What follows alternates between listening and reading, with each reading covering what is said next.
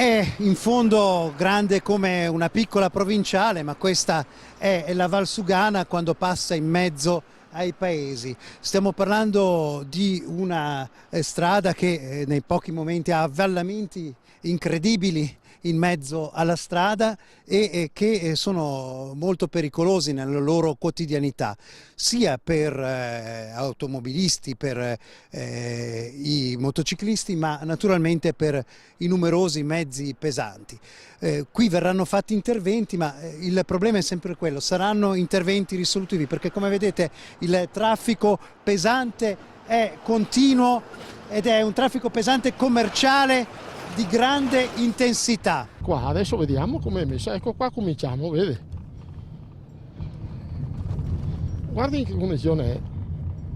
Se si può andare su una strada così tutti i giorni, una pezza dopo l'altra, vengono qua, tappano la buca, ma dopo 2 giorni la buca è fuori di nuovo. E per fortuna che adesso ha nevicato poco e piovuto ancora meno. Centro di Carpanè, dove c'è il semaforo, c'è la famosa strettoia che da anni, da 50 anni dovrebbero eliminarla, ma è ancora qui. Comunque portiamo pazienza e ormai non sappiamo più cosa fare.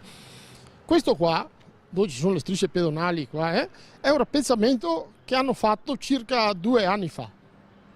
No, dopo 2 mesi ha cominciato a venire fuori le buche di nuovo e adesso siamo qua in queste condizioni.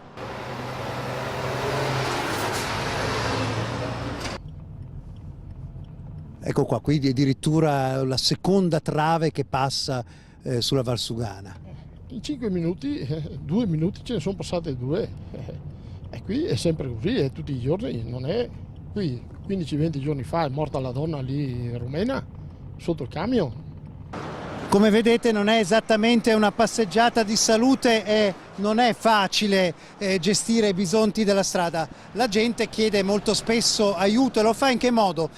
Praticamente impostando le moderne lettere per poter appunto avere delle risposte ai politici, ma molto spesso le lettere non possono essere impostate perché c'è una specie di muro di comunicazione tra cittadino e politico.